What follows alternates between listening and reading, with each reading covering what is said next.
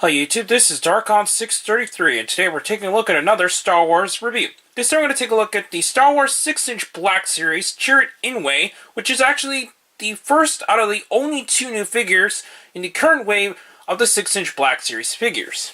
Anyways, we're going to take a look at the box. The box is in the standard style of the 6-inch Black Series.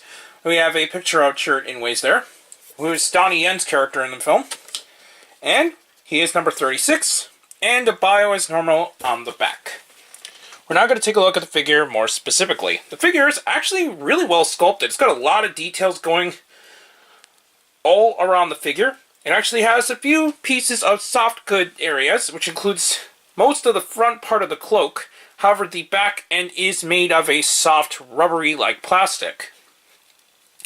Articulation-wise, the head is on a ball joint with good range of movement, and can look up and down pretty decently as well. It can kind of look left and right, but not by a whole lot, but that's just how Black Series 6-inch ball joints are like. It's got ball hinges at the shoulders with good range of movement, with no hindrance, so that's nice. So you can actually pull off a lot of the poses that he could do in the film. He does have ball hinged elbows with good range of movement, and he does have ball jointed wrists with good range of movement. He has waist articulation, although you're not going to get a whole lot due to design alone. And I think it's probably just glued in or something, but you're not going to get a whole lot of movement for what I can tell there. He does have hour movement in the hips with good range of movement, and due to the soft goods cloak, he does have some free range, so that's nice. He has swivels at the thighs, which are extremely tight. Double joints at the knees, like so.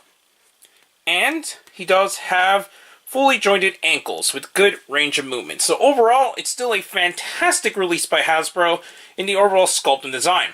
Looking at the face sculpt, I think Hasbro did a decent job, especially transitioning the design into the 6-inch scale. So that's really nice. The two main accessories the figure includes is his signature staff, which he used quite a bit in the film, and his giant crossbow, which still really insane that he was able to wield this with no issue. Even with the Force, a crossbow seems a little bit ridiculous in the way that you can use the Force to activate. At least with the lightsaber and a few other things, you're basically holding on to one object.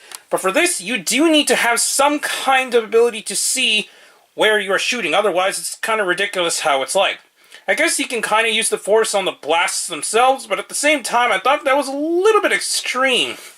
But it's still cool to see this kind of weapon in Star Wars to begin with. While it's not quite the bowcaster design as we've seen with Chewbacca and some of the Wookiees, it's got a very similar resemblance to it, although it seems more like a somewhat rifle kind of design rather than a traditional kind of crossbow.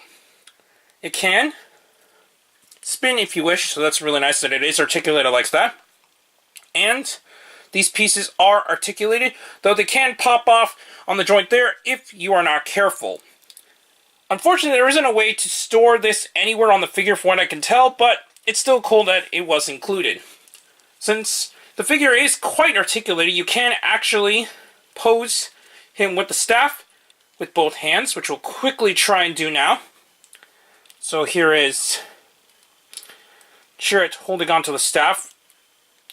And we're going to try pulling the staff completely into the other hand. It's going to be a little bit tricky due to the way that the joints were. But overall, I think Hasbro did a fantastic job in the overall design of the figure. I got this at BBTS along with Base Malvis, which we'll be looking at next. So I highly recommend picking up this figure if you're a fan of the character or even Donnie Yen as an actor, since he did a really fantastic job as well in the film. So I highly recommend picking up this figure. It is a little bit hard to find in stores where I could tell, and I don't think there has been any major sightings with it in store, so your best bet is to probably check Amazon, BBTS, or Entertainment Earth in order to get a hold of this figure. And maybe even Hasbro Toy Shop if it eventually restocks back there as well. Anyways, please comment, subscribe, and check out Hero Club and Hirotaku.